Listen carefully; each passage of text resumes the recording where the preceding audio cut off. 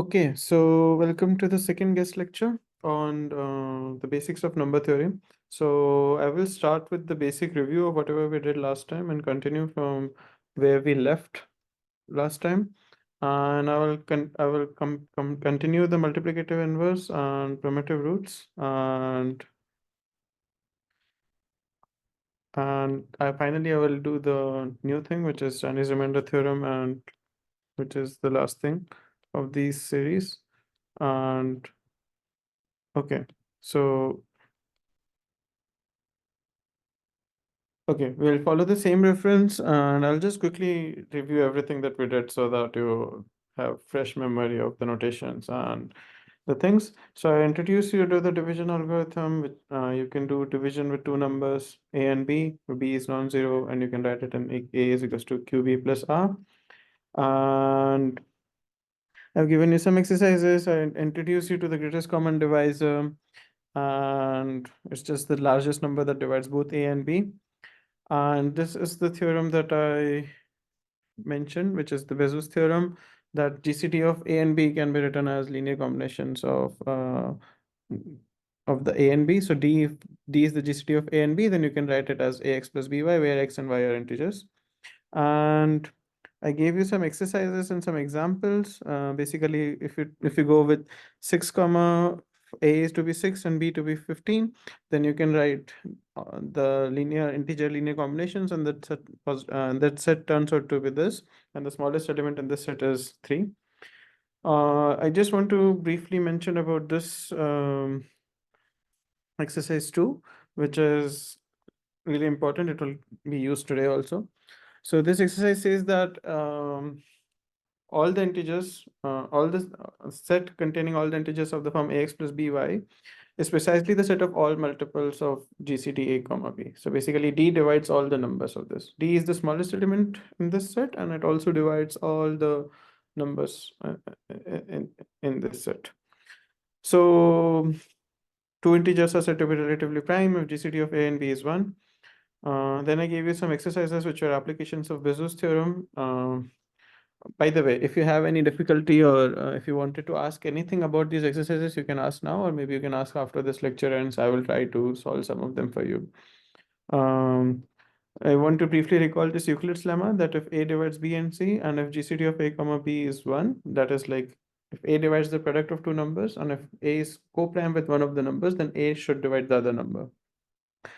And this would be used, the exercise 5 would be used. And then I gave you this theorem, which essentially is the crux of the Euclid's algorithm. And then I defined you the Euclid algorithm. Essentially, the main thing is like Euclid algorithm also allows you to write things in the form of ax plus by, which is something very really important for us today also. Then some more properties of GCD.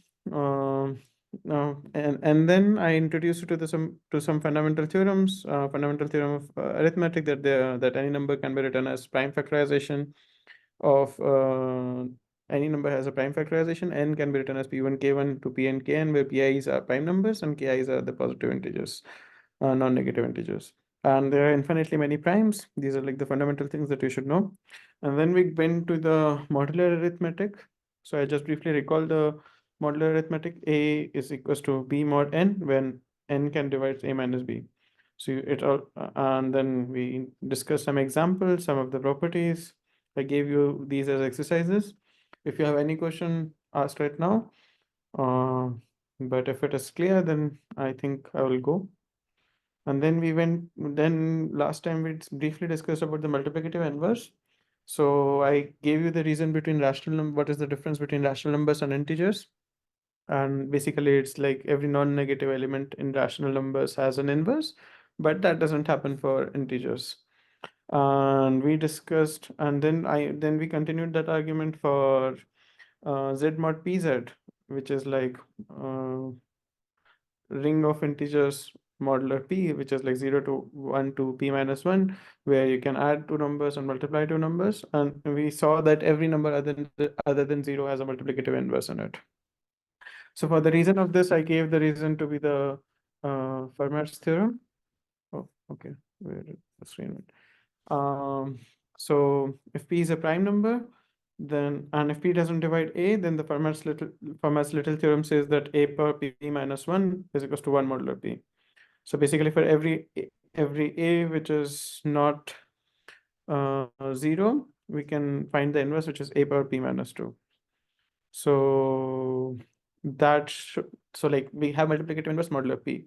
And then at the end, I asked you the question for any number other than prime, what can we do? And I gave you the example of Z mod 4Z in which 2 was not invertible. And I ended last lecture by saying that we need more theory. And this lecture, I'm just going to cover that theory. So before I start from here, I'll just pause for a minute and like I'll ask all of you here if you have any doubts or question from this last lecture, you can ask right now because this lecture will be based on that. So you can just say yes or no in the chat so that I know if you have any problem, or if you want to ask, you can ask in the chat too. Um,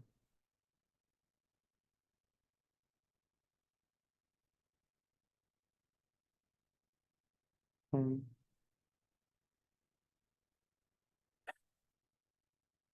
so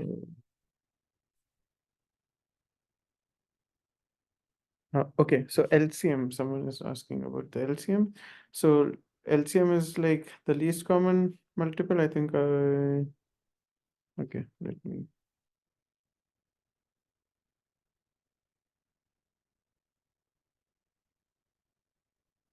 Where's the definition? Oh, where did it went?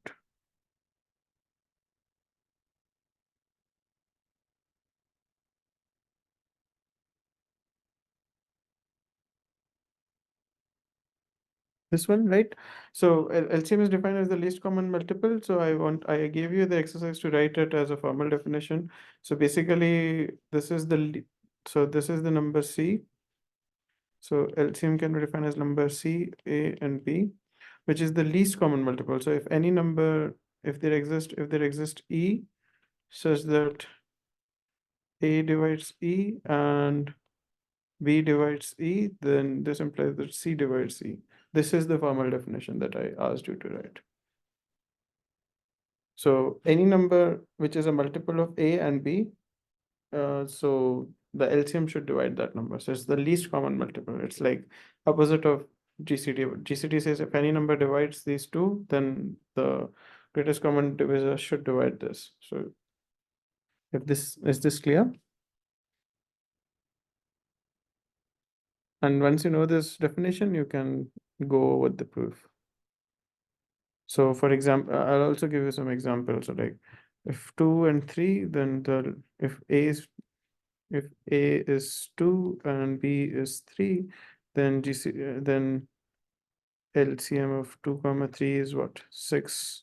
You can check that.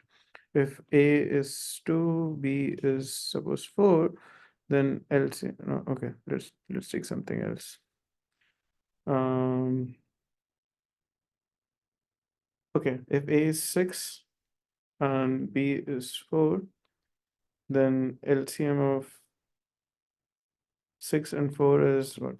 12. You can check that and just try and check this out. And also, like, I'll show you this GCD of 6 and 4 is what? 2. And then 6 into 4 is what? 24. And then you can check this. This is 2 into 12. So just an verification, just verifying that exercise theorem in this example. So you can just check this and yeah, you can define LCM also as the product of two numbers divided by GCD. So that's also how you can compute LCM. So you know how to compute GCD.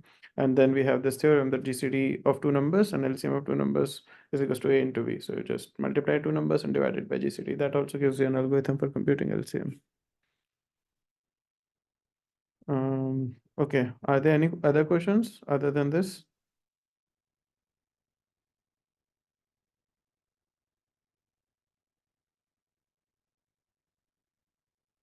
Okay, so let's go to the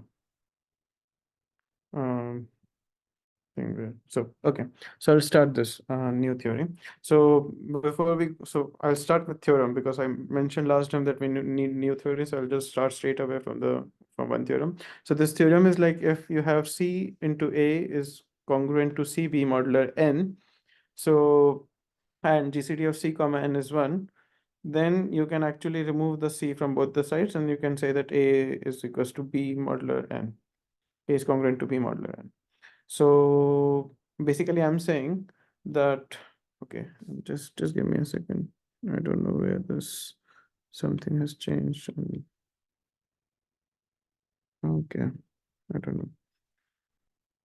Okay, so basically I'm saying you can take the inverse of the C.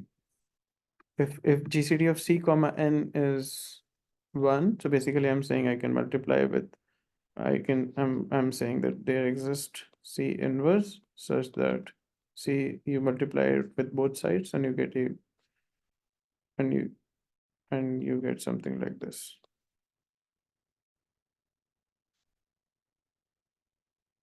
But we need to prove that. So this is alternative statement of the same theorem. So I'm saying that you can remove this C. I'm saying that you can find an inverse of the C and you multiply with this inverse.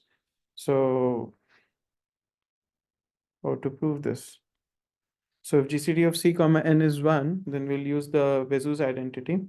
So Bezo's identity is like Cx plus Ny is equals to 1. But with modular arithmetic, this just says that Cx is equals to 1 modular N.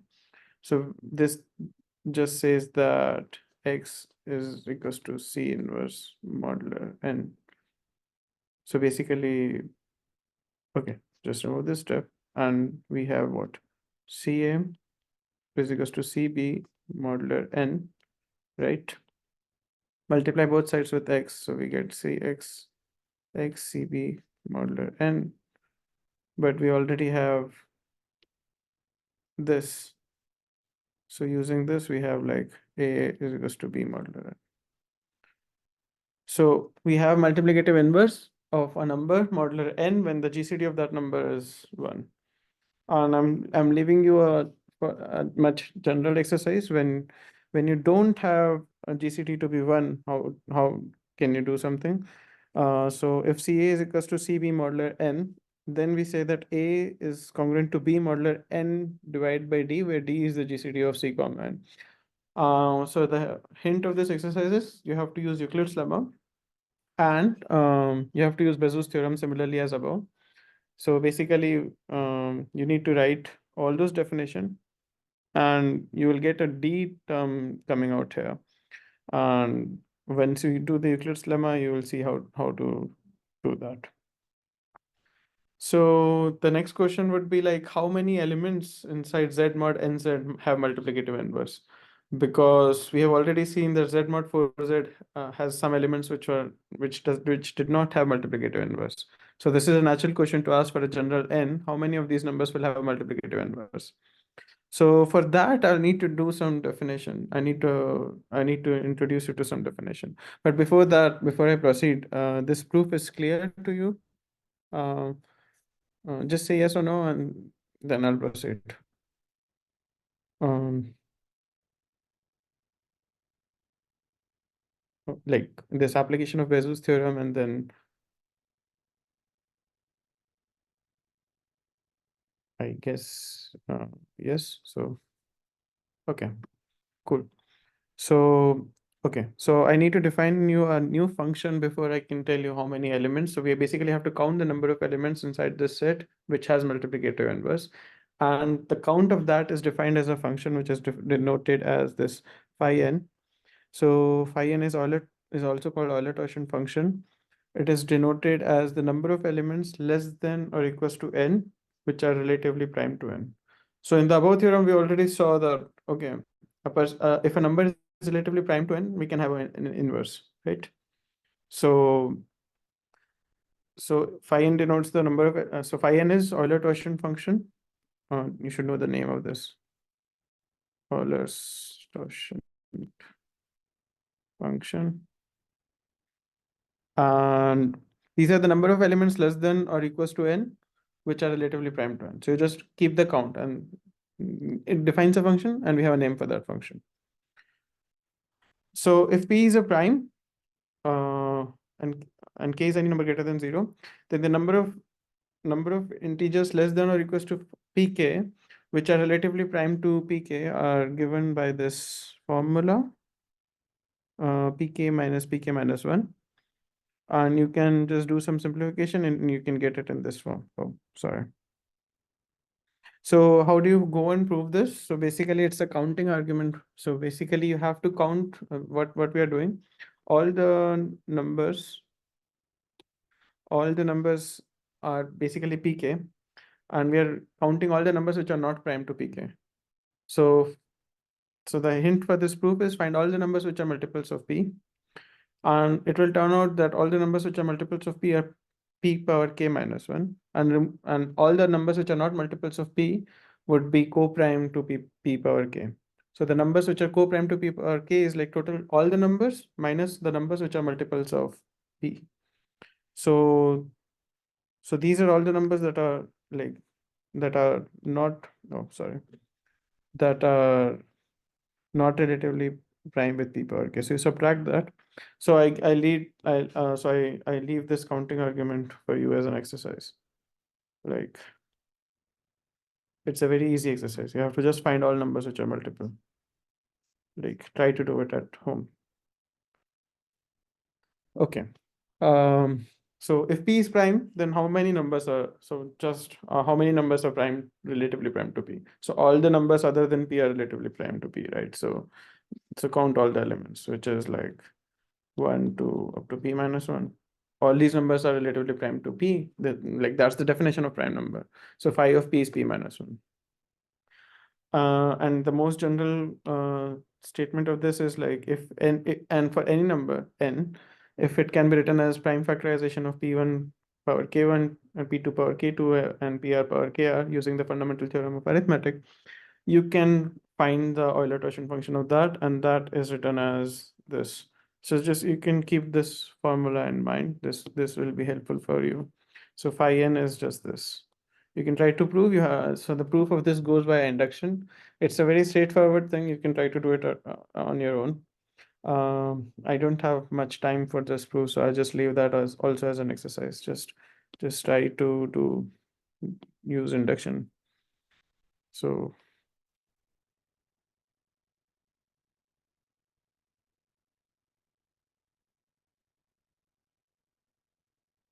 induction and using previous theorem.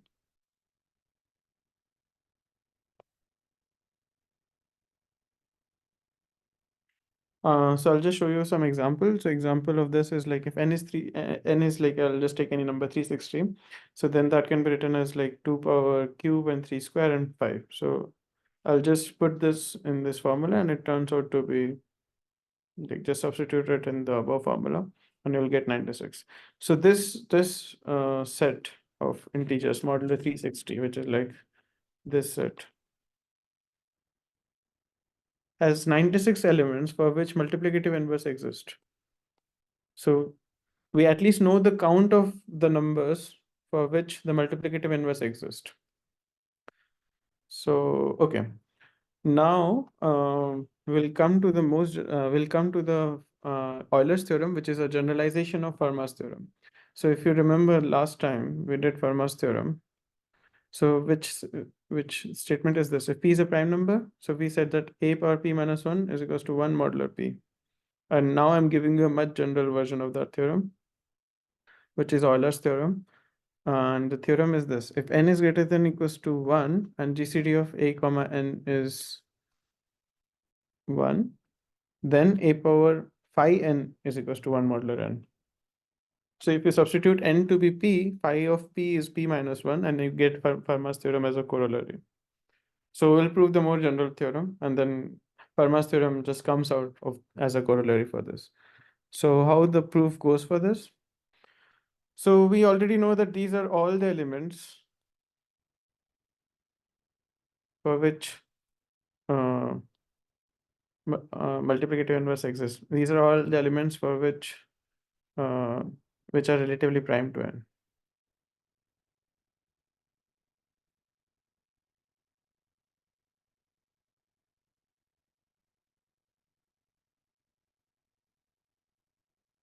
And I'm saying that this is congruent to, so if we take any other element A, so suppose let's say this set to be S, and let's say if I choose an element A out of this set, any element A of this set, and if I multiply this element A with all the elements of this set, so if I say this AS, this is again S, because again congruent to this S, because A is A is relatively prime. So multiplying with A is again relatively prime. And these are all the elements which are relatively prime to N. So this S is basically same modular in the modular arithmetic. So all the products of these should also be the same. So we'll get something like this.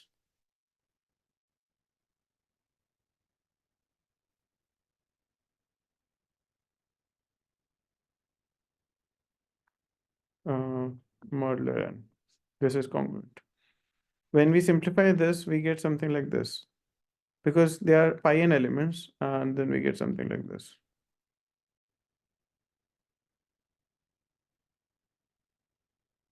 But remember, these are all the elements which are relatively prime to n, so they have an inverse. So their product also has an inverse. So this, so we if we just multiply with their inverse, we get like a power pi n equals to one modular n. So this finishes the proofs. That's what we want. So I'll just stop here for any questions you might have for the proof. If you have no question, just say yes, and then I'll proceed to the next part. So like the idea is that you start with a set of all the elements which are relatively prime to n. That I'm denoting that set with S. I take one element A in S, and you multiply with all the elements in that S. This is again the set of all the numbers which are more, relatively prime, because multiplying with A, because A is relatively prime. So multiplying with something which is relatively prime won't add something to this set which is not relatively prime. So the set is same. And if the set is same, so all the elements in this set, the product of them would be same. And we are in modular arithmetic. So I just wrote that product. And because these are relatively prime, so their product is also relatively prime. So you can have an inverse. Just the first theorem that I did to them. So just multiply with this inverse on both the sides, and you get a power phi n is equals to 1 modular n. And that completes the proof. So it's a very simple idea. And okay. So, and it's very nice idea also, like it's very combinatorial in nature. So the corollary is Fermat's theorem is a corollary for this. So if p is a prime number, I'm saying a power p minus 1 is equals to 1 mod p, because remember, phi of p is what? P minus 1 from previous theorem. So we are done. Okay, now comes the primitive roots. So from the Fermat's theorem, the primitive root is like very clear, right? Like, but for any number n, we have to develop the theory for that.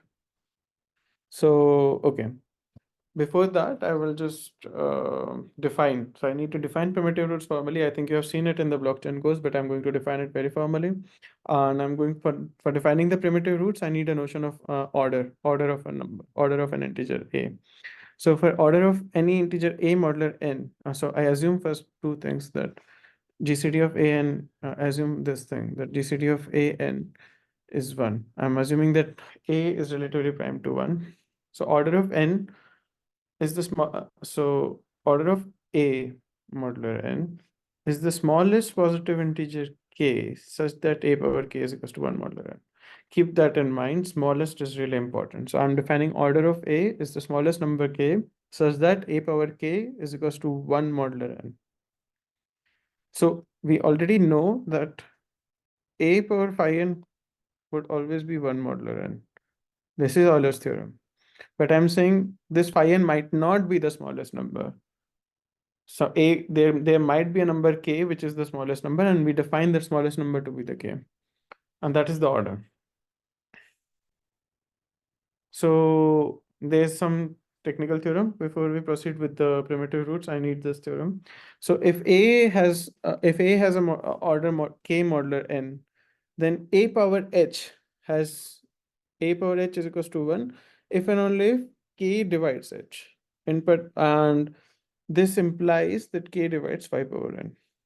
So I'm saying a has an order k, so a power k is equals to 1. But if we have an h such that a power h is equals to 1 modular n, then not only that k is smaller than h, k also divides h. So this is really important. So k also divides h. This thing is really important in this theorem. So I'll just prove this.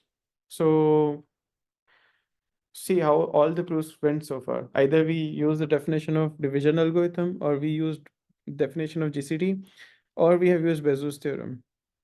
And all the proofs so far with modular arithmetic or Euler's theorem and everything just uses these three things in combination with induction or just unwrapping the definition. And sometimes there's some counting argument. So these are the main ingredients that went to prove so far. And the same thing will hold for the rest of the lecture too. So now we'll just do division algorithm. So I'm saying so we are saying that, so we have to show that k divides h, right? So we'll just do the division of h with k. So if we do the division of h with k, so we'll get h can be written as qk plus r, where r is the remainder. So r should be in the form 0 to k. So you just write that a power h is equals to a power, so you just expand this h to be a power qk plus r. And now you can, I will just fill the steps here. So this can be written as q power k, and this can be written as r. This implies, and a power q power k can be written as a q k power q a r. And a power k we already know is 1, because that is the order. That's how we define the order. So this implies that a power r is 1 modular n. But then r should be equals to 0 because k is the smallest number. So k is the smallest such number.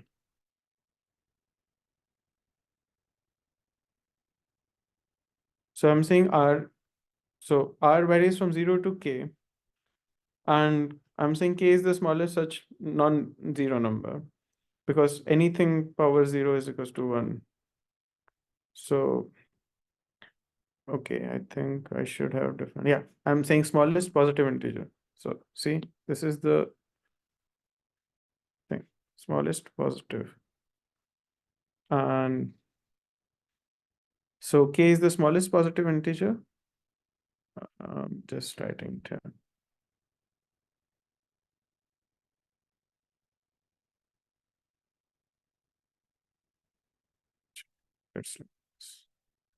So that means that r can be only 0. So this covers the proof. If r is 0, then k divides h. And because of Euler's theorem, we know that a power phi n is always 1. So that means that k will always divide phi n. So order will always divide the Euler-Torsion function. So, okay. Is this clear? Like this proof clear, this theorem clear? The main idea is like unwrapping the definition of the division algorithm, and then just using the definition of order, and then you get everything.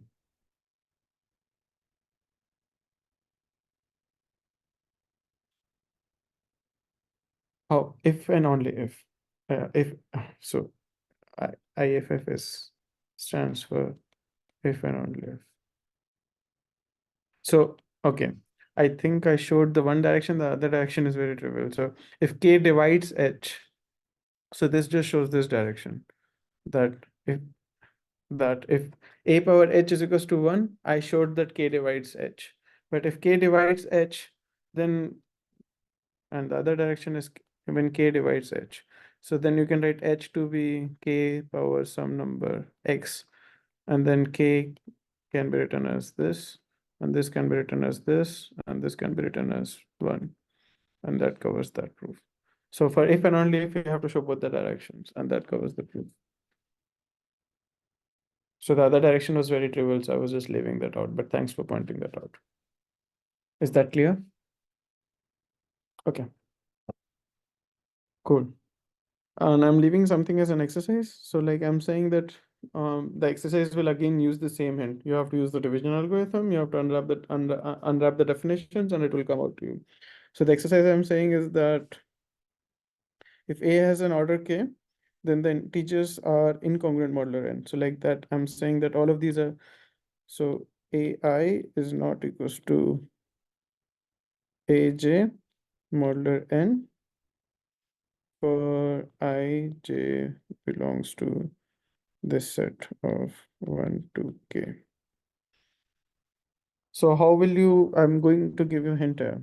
So the hint is proof by contradiction.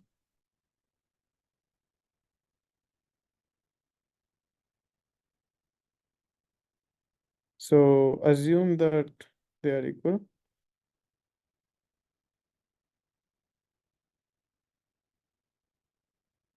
And then you will arrive at the contradiction that k, that something is smaller than k, and then you're done.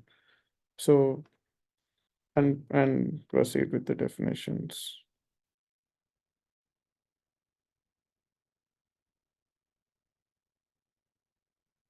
And you have to use division algorithm. It's the same kind of proof that I've done above, so just do it at home. Okay. So what? So the next question that you can ask is like, okay, I'm telling you that if a power h is 1, then I'm telling you k divides h. But one can already ask that if a has an order k, then what is the order of a power h? Like that is the natural question to ask, and we have this theorem that gives us this order k divided. So the order of a power h is k divided by GCD of h by k. So I'll just do the proof of this.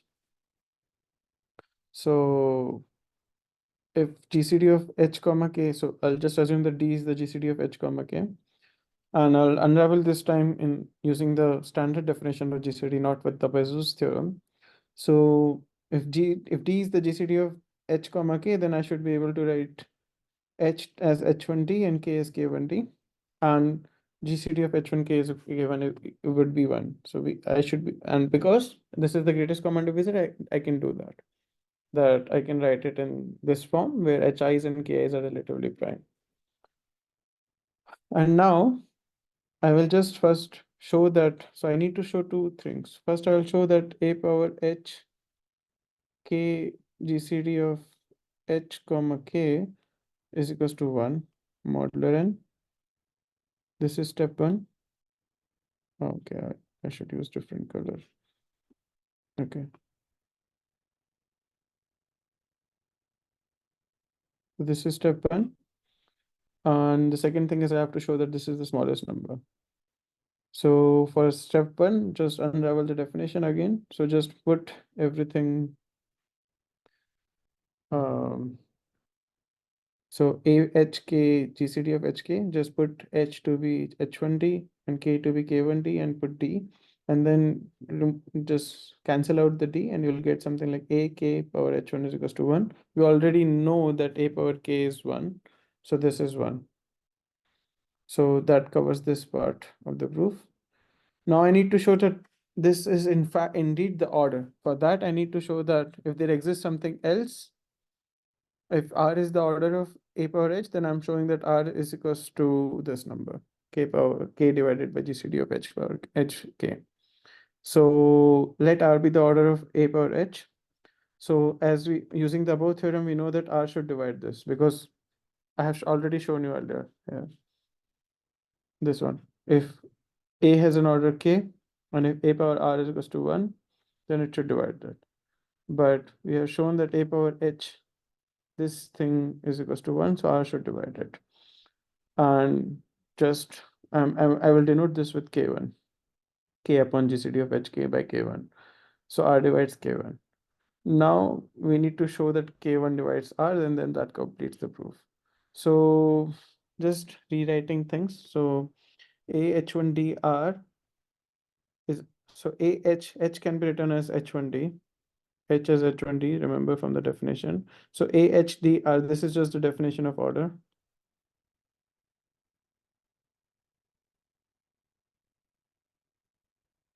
And this just generally says that K divides H1D comma R. K divides H1D R because K is the order of A.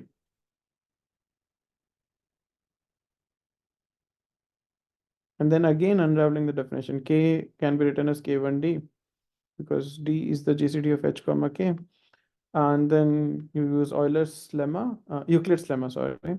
And this just, and because K1 H1 is relatively co-prime, this implies that R K1 divides R. Here we have shown that R divides K1. So that shows that R is equals to K1.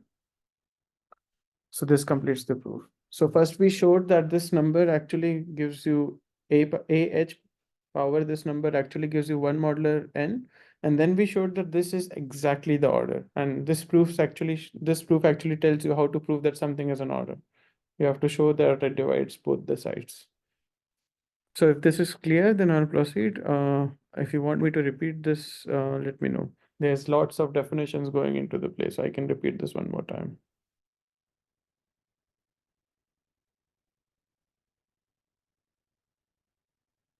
Okay. Is any step unclear?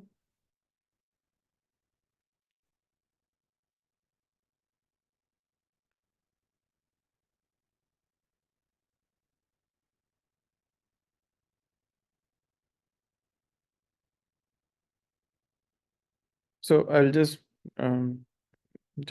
go through it one more time. So first, I just assume the definition of D is the GCD of H comma K, and then I wrote GCD in the original definition. And then I first showed that A power H power this is 1. And the second thing that I showed that K K divided by GCD of H comma K is actually order. This is the second thing that I showed. And this is the second part of the proof. This is that proof. So for that, I just needed to do some manipulations, some multiplication manipulations, and then it's done. So you can do at your home.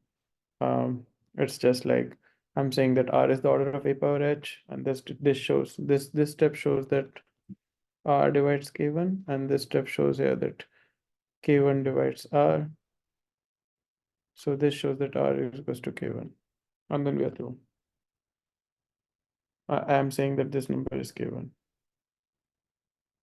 So K1 is K divided by GCD of H comma K. So that is the main thing. So it's just the definitions. You have to open the definitions and do some arithmetic. That's it. Okay. Cool. Okay. Now we come to the definition of primitive root. The general definition of primitive root with respect to any integer n. You have, I think you have seen it for prime numbers, and you might have also seen for the integers, but like I will define it again. So if GCD of, again, this is assumption for the primitive root, for defining primitive root, that GCD of A comma n is 1. I'm assuming that A and n are relatively co-prime. A is of order phi n. Then we say that A is primitive root. So, so we know that A power phi n is always 1. But if phi n is exactly the order of A, then A is called the primitive root of integer n. Is this definition clear? So above we showed that if you know, order will divide phi n, right? But if order is phi n, then A is primitive root. That is the definition. So, okay. So now we have our second result. So if GCD of A comma n is 1, then these are all the positive integers. This is the set S, remember? This is the set S. All the integers which are relatively prime to n. All these numbers are like relatively prime to n. And if A is the primitive root, then you can actually have this. You can say that S is this number. So you can define that, you can generate that set by one element. So you can just say just take that element and take all the powers till phi n, and this set S is essentially that. So all the numbers which are co-prime to n, which are relatively prime to n, if A is a primitive root, then that A should be able to generate that set. You just need that number A, and then you can generate all the other numbers which are relatively prime to n using just multiplying A with each other. This is the theorem. And I think I've proved everything required to do this, so I'm not going through the proof of this. So that's what I was saying, that this set S, okay, let's denote this set to be G. So I'm saying that this set G is nothing but this set S. So G is equals to S. That's what I'm saying. So if you know that A is primitive root, if you know that A is relatively prime to n, and if you know the order of A to be phi n, then you know that A is primitive root, and that A generates all the other integers which are relatively prime to n. And this is really important, both mathematically and also for developing cryptographical protocols required for your blockchain. So is this theorem clear? Like, so we have covered all the things required for proving this. Like, you just need to show that for proving this, you just need to show that this is exact. So like, okay, if you remember this exercise that I have given you earlier. Okay, where is this?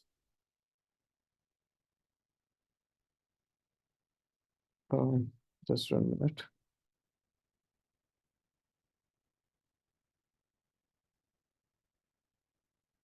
Yeah, so this exercise.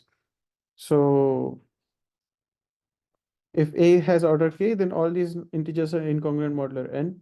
And if A is relatively prime, then all these numbers will be relatively prime, because multiplying two relatively prime numbers will not give you something which is not relatively prime.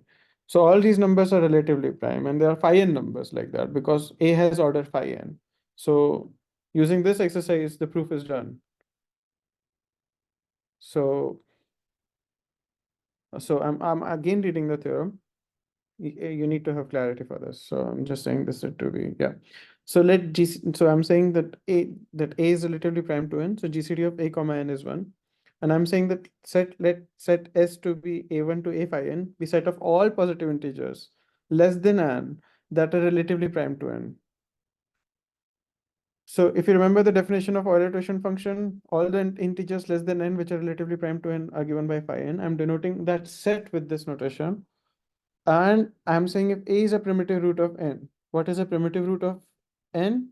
That A power phi n is 1 and the order of A is phi n.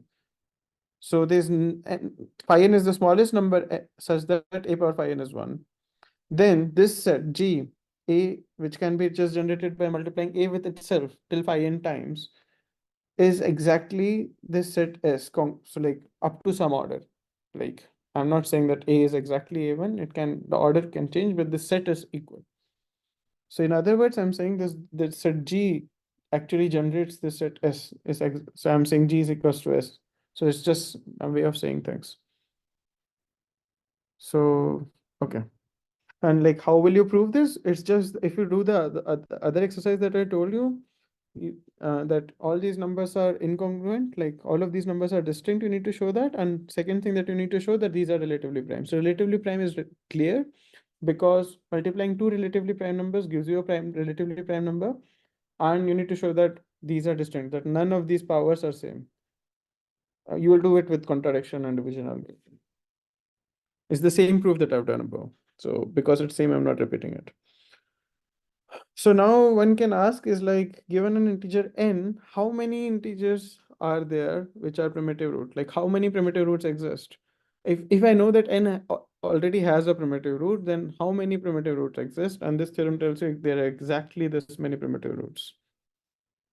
So remember, I'm saying that if we know that n has a primitive root, it is not even necessary.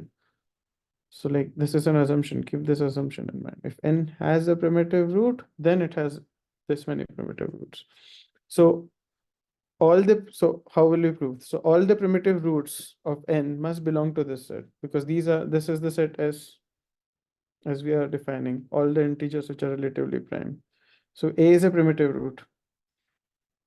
So all these, so A, so, and in the earlier theorem, we said that this set is nothing, this set is generated by this set is nothing but this set. Oh, sorry, this set is already G. So I'm already using the above theorem. So all the primitive roots were this, and using the above theorem, we know that this set can also be written as this set. So any other primitive root, so what I'm saying that any other primitive root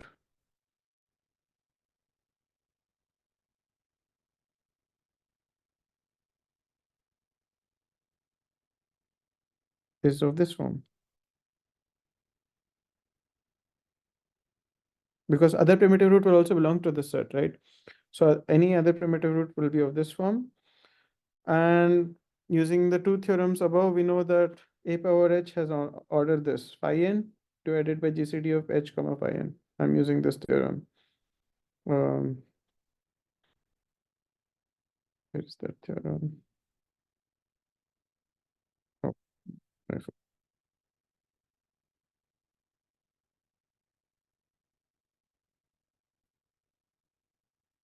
oh, where does this theorem go? Yeah, I'm using this theorem.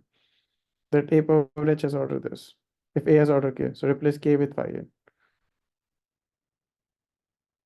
So when is ah a primitive root? When this number becomes 1. So when this number becomes 1, because ah is primitive root when ah has order phi n.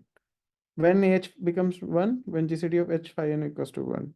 And how many such h? So we have to find all such h so the GCD of h comma phi n is 1.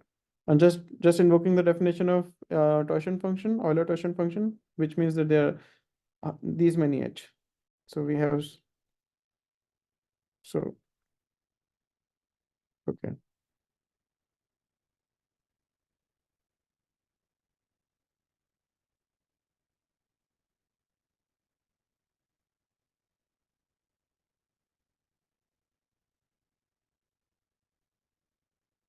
The answer is phi of n. And that covers this proof. So is this clear? So what I'm saying is like you have a primitive root, and then if you have a primitive root, then there are exactly phi of n of them. So I'm saying all the primitive roots must belong to this set S, and that set can be generated by, I'm saying let A be the, okay. Okay, I'm saying let A be the primitive root.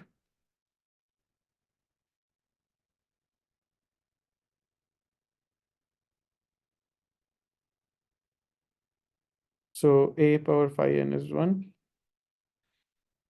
modular n, and order of A is phi n.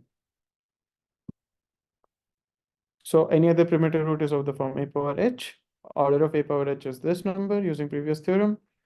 And when is ah a primitive root? When this GCD becomes 1. And how many such h are there such that the GCD of h comma phi n is 1?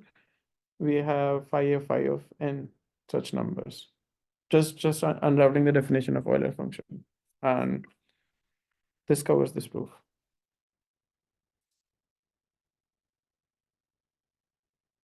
Is this part clear?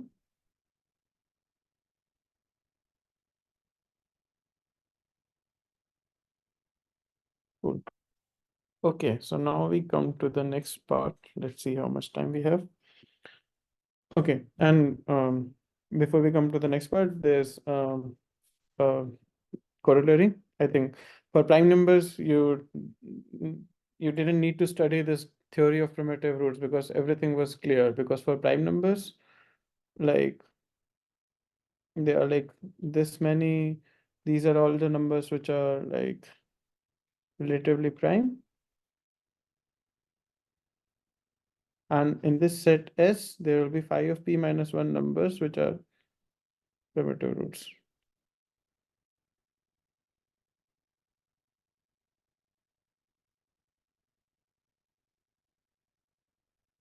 Okay, Now we come to the linear Diophantine equations. These are just the application of GCD and everything that we have studied so far. So it is just a application of multiplicative inverse and application of GCD. So I will give you main theorems and see how much time we have for doing the proofs. So before I go with this linear Diophantine equation, I'll first define what these things are. So linear Diophantine equations are nothing but in two variables. So like first I'll define it for two variables. So linear Diophantine equations in two variable are nothing but equations of this form: ax plus by equals to c, where all these are integers and a, b are not both zero. So these are linear equations, but the coefficients are integers. And what I'm asking is solve this linear equation for integer points only. I don't want rational points. I don't want real points. I want integer solutions to this. And how will I do that? That is the question that I'm asking. It is not very clear. You cannot just use linear algebra because linear algebra will just tell you, any root. You don't have that condition on linear algebra where like if you just do solve linear equations that you used to do from your high school, you might get some solutions which are not integers. I want integer solutions to this linear equation where the coefficients are also integer. So that is the aim. We want to find the integer solutions of these equations. And for that, I'll develop the theory. So okay. So what I'm asking, just one example. So 3x plus 6y is equals to 18. I'm asking, give me the solution for that. So if I'm just asking for any solution, they are infinite solution. This is just a straight line. But I'm asking you, give me the integer points of that. So some of the solutions that you can see is like 4 comma 1. So like 3 into 4 plus 6 is 18. 3 into minus 6 plus 6 is 18. These are some of the solutions. Similarly, I can ask, give me the solution of 2x plus 10y is equals to 17. And it has no integer solution. I should keep it in mind, no integer solution. So I gave you two examples. In one, you found infinite solutions. In other, you found no integer solutions. So then you might ask how do we know? So the thing that you can ask is like, how do we know? Given an equation, can you tell how to tell whether this has integer solutions or not? And if it has, whether it will have infinite solution or not. So this is the main question, how to check this? Like how we check this given an equation. So for that, we need some theory, and I'm just giving you the theorem first. So the linear Diophantine equation ax plus by equals to c has a solution if and only if, okay, first I'll define D to be the GCD of a comma b, if and only if D divides c. And if you know one solution, x naught comma y naught is any particular solution of particular solution, then all other solutions, all other integer solutions are of this form. So we exactly know the form. So if you know one of these solutions, you can generate all of these solutions, where t is an arbitrary integer. So I'll just read this statement of the theorem again. So the linear Diophantine equation is ax plus by equals to c. It has a solution if and only if GCD of AB, which is D, divides C. And if you know that x naught y naught is a particular solution of this equation, then all other solutions are of this form. X is equals to x naught plus b divided by d plus t and multiplied by t, and then y divided by y naught minus a divided by t into t, where t is any arbitrary integer. So you just change the values of t and you keep on getting the solutions. So the way to check it, the question that I asked is like, check how to check. So GCD of a comma b here is like GCD of 3 comma 6 is what, 3, and 3 divides 18. GCD of 2 comma 10 is 2, but 2 does not divide 17, so it has no solutions, and it has infinitely many solutions. So this theorem gives you a check. If I just give you a linear equation, you can just take the GCD of these two coefficients, and if the GCD divides the thing on the right hand side, you have solutions, integer solutions. If the GCD doesn't divide the thing on the right hand side, then you have no solutions. And with the proof, I'll just give you the sketch of the proof. You can read the proof later because it's very similar. So first, First I will show if D divides C. So because this is if and only if, so you have to show D divides. So first I'll assume if D divides C. If D divides C, then you can write dk as C. And D is the GCD of AB, right? Remember, D is the GCD of A comma B. So then use Bezo's theorem.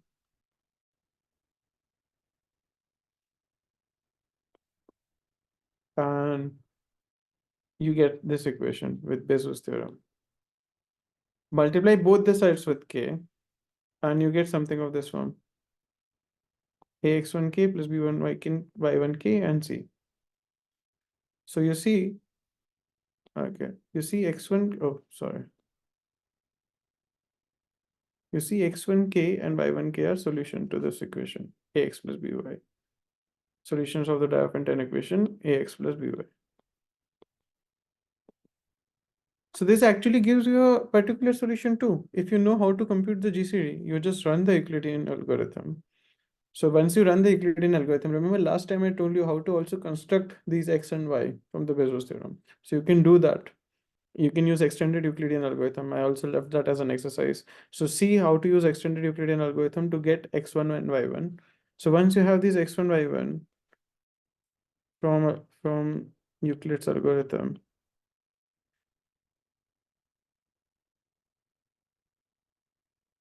you can compute this k just using the division algorithm. And just multiply x1 with k and y1 with k and you get a solution. So you get a particular solution. Now we prove the other side. If so, the other side, if this has a solution, we need to show that D divides C, which is very straightforward. It's just the exercise that I gave you last time. So if there exists a solution, then you should be able to write that as there exists some x and y. This implies there exists x and y such that ax plus by equals to C. But remember, all the integers which can be written in this form, D should divide this. So D is the GCD, it should divide this. It is one of the exercises that I have given you last time. So this covers the if and only if part. Now we need to show that all the solutions are of this type. So first you actually show that these are actually indeed the solution. So these are indeed the solutions you need to show. So just substitute this in the equation. So just substitute these values in the equation. Sorry.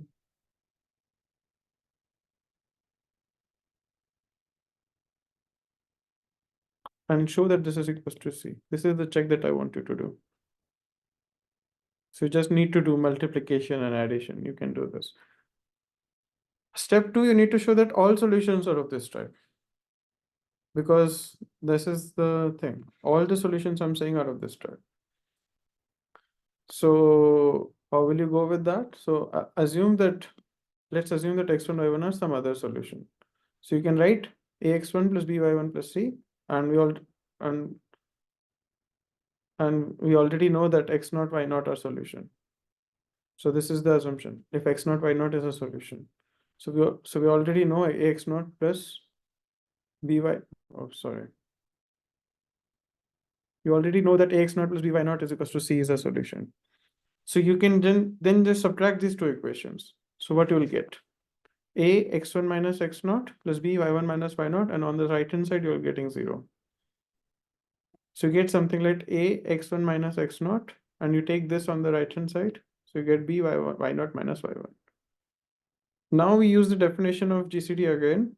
So GCD of a comma b is D. So now we are not using Bezo's theorem. We are using the original definition of GCD.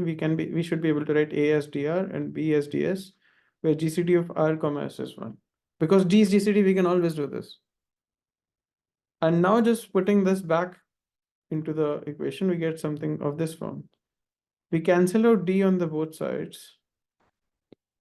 So we get something this r x1 minus x naught r y s y naught minus y1. Now note that GCD of r comma s is 1. Now use Euclid's lemma. So R and S cannot divide each other, but these two numbers are equal. So R should divide y0 minus y1 and S should divide x1 minus x0. Because R and S cannot divide each other, but the multiplication of these two numbers are equal.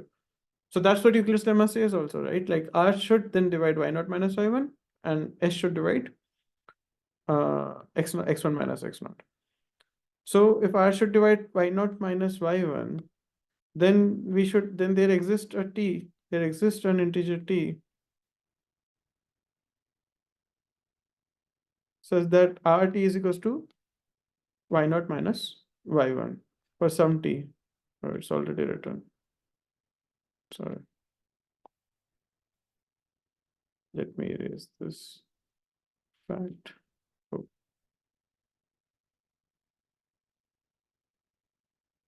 So then substituting this in the equation, we get R x1 minus x0 is equals to RST. Cancelling R from the both sides, we get x1 minus x0 is equals to ST. So we get x1 is equals to x0 plus ST. And similarly for y1, we get something like y1 is equals to y0 minus RT. Now, what was R and S? R is A by D and S is B by D. Putting it back, we get something of this form. This completes the proof of the theorem. So the steps are long, but the steps are not complicated. This all the things you have seen before. So I'll just repeat this.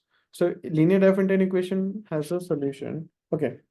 So a linear Diophantine has a solution ax plus by is equals to c has an integer solution if and only if the GCD of a comma b divides c, and if you know one particular solution, then we also know all the other types of the solution. Keep that in mind.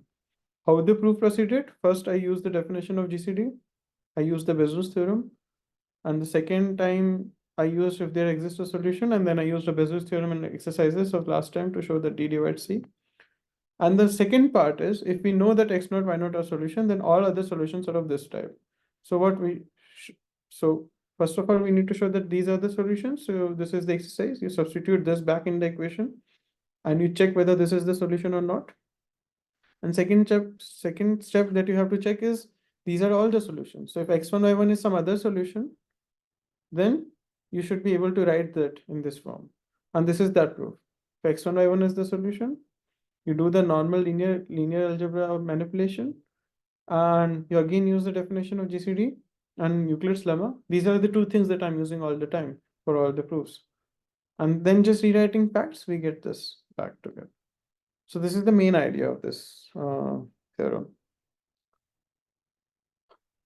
So, I mean, so far I'm not working with modular arithmetic. I'm just working with linear equations with integers. Integer has coefficients and I'm asking for integer solutions. But one can ask the same thing, what will happen for linear equations working in modular arithmetic?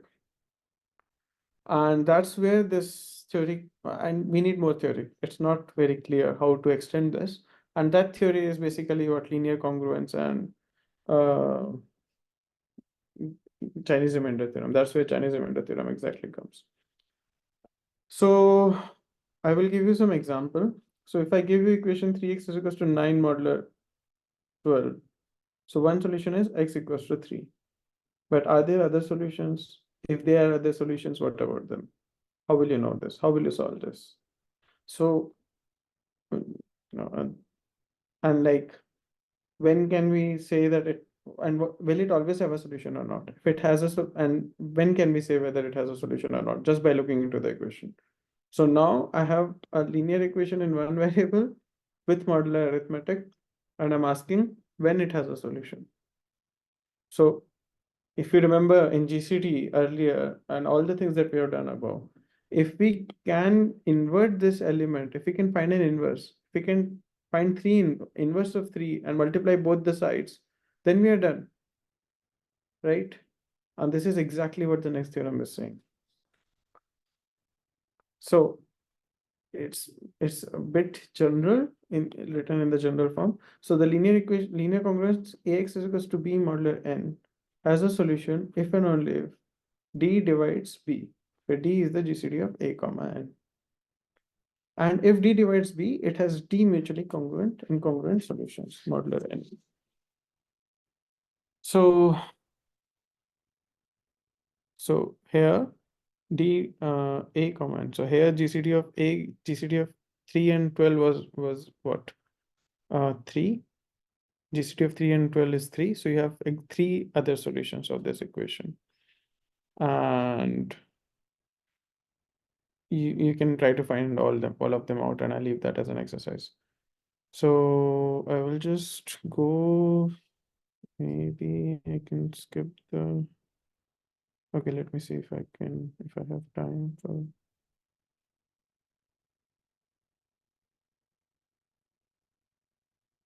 okay. Okay, so maybe I'll try to prove this. Okay, let me see if we have time for this or not.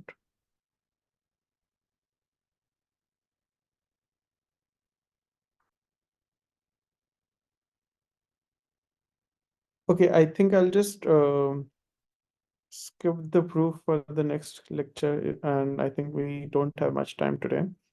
But like I will just end with the statement of Chinese remainder theorem. And okay, so I told you the main theorem. So like this is the corollary that I showed you earlier. So if GCD of a comma n is 1, so we know that you can invert a, and then you have a unique solution. Because but one can extend these things to more than one equation in single variable. Like, because this is just one equation. No one is generally interested in one equation in one variable. So like you have a set of equations in one variable, and then you might ask like what happens for that. And for that we have Chinese remainder theorem. So if I give you a system of equations like this, x is equals to a1 modular n1 and x is equals to ar modular nr, with GCD of ni comma nj equals to 1 for all ij, then you might ask how to find a solution for this system. And for that, explicitly, we have Chinese remainder theorem. So what Chinese remainder theorem says, if you have n1 to nr positive integers with GCD ni nj is equals to 1 for I not equals to j, then this system of equation x equals to a1 modular n1 and x equals to ar modular nr has a solution which is unique modular this integer. This is Chinese remainder theorem. And I will stop this lecture here, and I will finish the proofs and everything next time.